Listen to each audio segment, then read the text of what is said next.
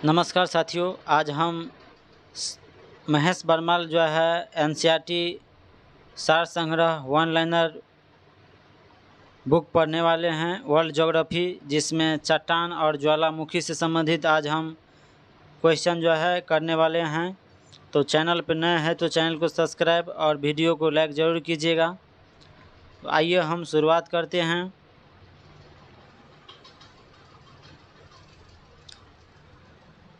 चट्टानों का जो है वर्गीकरण, चट्टान का जो है वर्गीकरण 3 भाग में किया गया है, जिसमें सबसे पहला है आग्नेय चट्टान, दूसरा है अवसादी चट्टान और तीसरा है रूपांतरित चट्टान। आइए उसके बारे में हम जानते हैं। जीवाश्म रहित चट्टान कौन सी होती हैं? तो आग्नेय चट्टान जो हैं वो जीवाश्म रहित चट्टान होते हैं। इसमें जो है जीवाश्म के अभाव पाए जाते हैं। उसके बाद है काली मिट्टी का निर्माण किस चट्टान के क्षरण से हुआ है? ये आग्नेय चट्टान के क्षरण से हुआ है। काली मिट्टी का निर्माण किस चट्टान के क्षरण से हुआ है? आग्नेय चट्टान के क्षरण से जो है काली मिट्टी का निर्माण किया गया है। उसके बाद है संपूर्ण क्रस्ट के जो है कितने प्रतिशत भाग पर अवसादी चट्टान विस्तारित हैं? तो लगभग 75% पर जो है अवसादी चट्टानें विस्तृत हैं। उसके बाद है रूपांतरित चट्टानें की उत्पत्ति किन चट्टान से होती हैं? तो आग्नेय और अवसादी दोनों चट्टानें से होते हैं। उसके बाद है संगमरमर किस चट्टान का उदाहरण है? ये रूपांतरित चट्टान का उदाहरण है।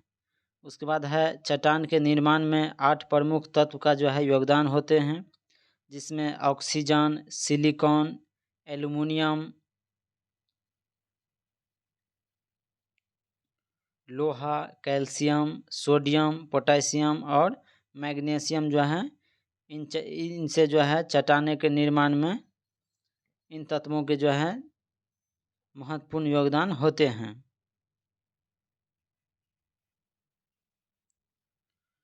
उसके बाद देखने वाले हैं सर्वाधिक कठोर चट्टान जो है कौन सी होती हैं? ये रूपांतरित चट्टानें जो हैं सबसे ज़्यादा कठोर होते हैं। उसके बाद है पृथ्वी के अंदर पिघले पदार्थ को हम क्या कहते हैं? मैग्मा कहते हैं। पृथ्वी के अंदर पिघले जो है पदार्थ को हम क्या कहते हैं?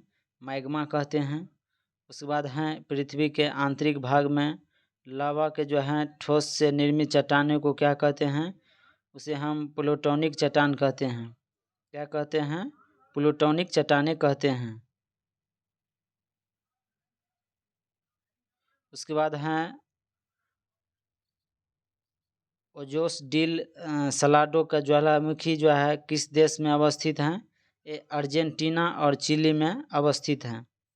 उसके बाद है ज्वालामुखी क्रिया में सबसे अधिक जल वाष्प गैस निकलते हैं और इसके अतिरिक्त carbon dioxide, sulphur dioxide, nitrogen और हाइड्रोजन आदि गैस निकलते हैं ज्वालामुखी क्रिया के दौरान, लेकिन सबसे ज़्यादा जल वाष्प जो गैस निकलते हैं, तो ध्यान में रखिएगा। उसके बाद है सक्रियता के आधार पर ज्वालामुखी के 3 प्रकार कितने प्रकार होते हैं? 3 प्रकार होते हैं। जैसे सक्रिय ज्वालामुखी, सुषुप्त ज्वालामुखी और मृत ज्वालामुखी। तो सक्रियता के आधार पर ज्वालामुखी के कितने प्रकार होते हैं? 3 प्रकार होते हैं, जिसमें पहला हो गया सक्रिय ज्वालामुखी, दूसरा हो गया सुषुप्त ज्वालामुखी और तीसरा मृत ज्वालामुखी।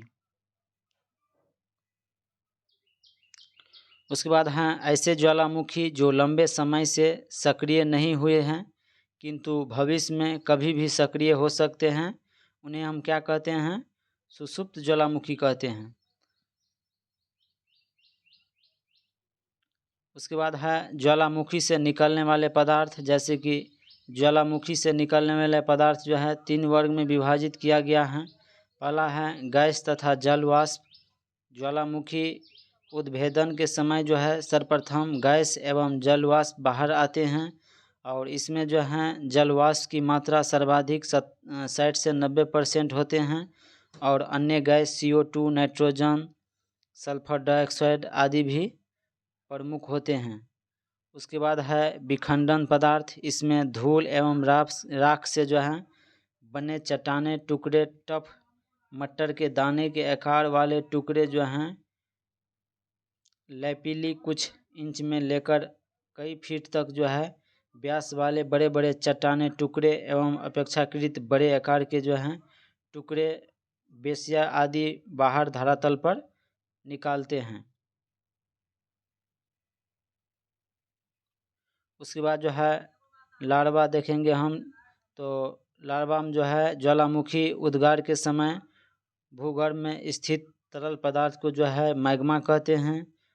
उसके बाद जब मैग्मा धरातल पर जो है निस्तृत होता है तो उसे लावा कहते हैं, और धरातल पर लावा के ठंडा होने के बाद वह अग्नीय चट्टान का रूप ले लेता है।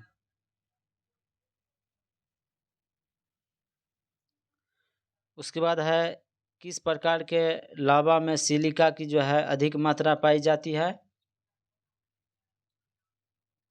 तो ये जो है अम्लीय लार्वा में सर्वाधिक मात्रा में सिलिका पाए जाते हैं। उसके बाद है अंडमान निकोबार के नारकोंडम द्वीप पर स्थित ज्वालामुखी किस प्रकार की ज्वालामुखी हैं, ये सुषुप्त ज्वालामुखी हैं।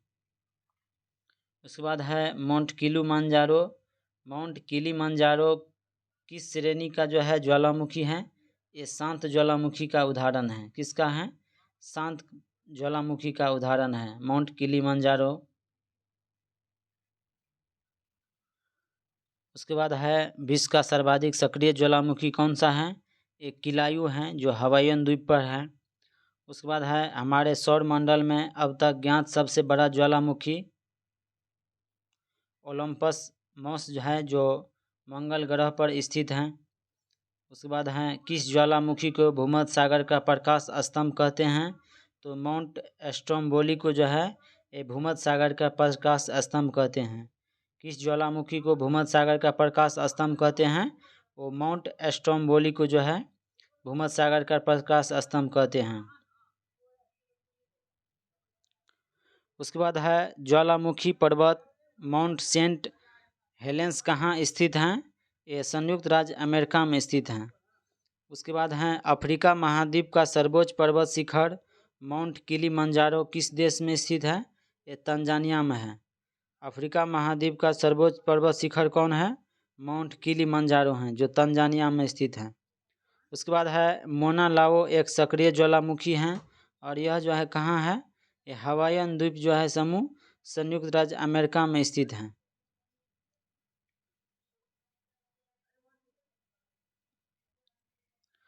उसके बाद है अंटार्कटिका का एकमात्र सक्रिय ज्वालामुखी कौन सा है, तो माउंट एलबुर्स जो है अंटार्कटिका का एकमात्र सक्रिय ज्वालामुखी है। उसके बाद है ईरान के दो प्रमुख मृत ज्वालामुखी कौन है, तो देवबंद और कोह सुल्तान जो है ईरान के दो प्रमुख मृत ज्वालामुखी हैं। उसके बाद है यूरेशियम प्लेट जो है अफ्रीका और इंडियन प्लेट मध्य महाद्वीप पेटी ज्वालामुखी मेखला के अंतर्गत आते हैं। उसके बाद है ज्वालामुखी शंकु के ऊपर मिलने वाले कीपाकार जो है गर्तनुमा आकृति को हम क्या कहते हैं, तो उसे जो है हम क्रेटर कहते हैं। ज्वालामुखी शंकु के जो है ऊपर मिलने वाले सर्पिलाकार गर्तनुमा आकृति को क्या कहते हैं, क्रेटर कहते हैं। संयुक्त राज्य अमेरिका का जो है रेनियर, हुड और शास्ता किस ज्वालामुखी श्रेणी का उदाहरण है, वो मिश्रित ज्वालामुखी शंकु का उदाहरण है।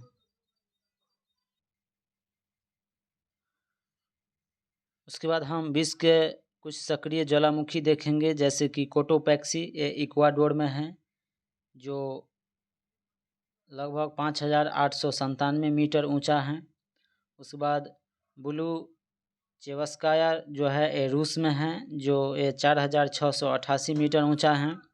उसके बाद बेनगेल पर्वत जो है ये अलास्का संयुक्त राज्य अमेरिका में है और इसका ऊंचाई 4,317 मीटर है। उसके बाद कैमरून जो है ये कैमरून में है और ये 4,070 मीटर जो है ऊंचाई है। उसके बाद एरेबस ज्वालामुखी जो है ये अंटार्कटिका में है और इसका ऊंचाई 3795 मीटर है।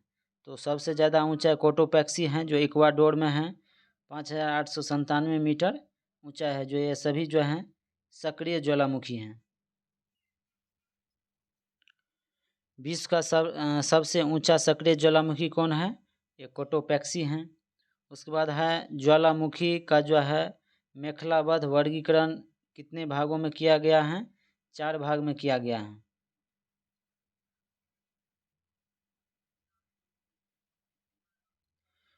ज्वालामुखी मेखलाएं देखेंगे हम तो पहला है प्रशांत महासागरीय मेखला, दूसरा है मध्य महासागरीय पेटी, तीसरा है मध्य अटलांटिक मेखला या मध्य महासागरीय कटक और चौथा है अंतरा प्लेटीय ज्वालामुखी।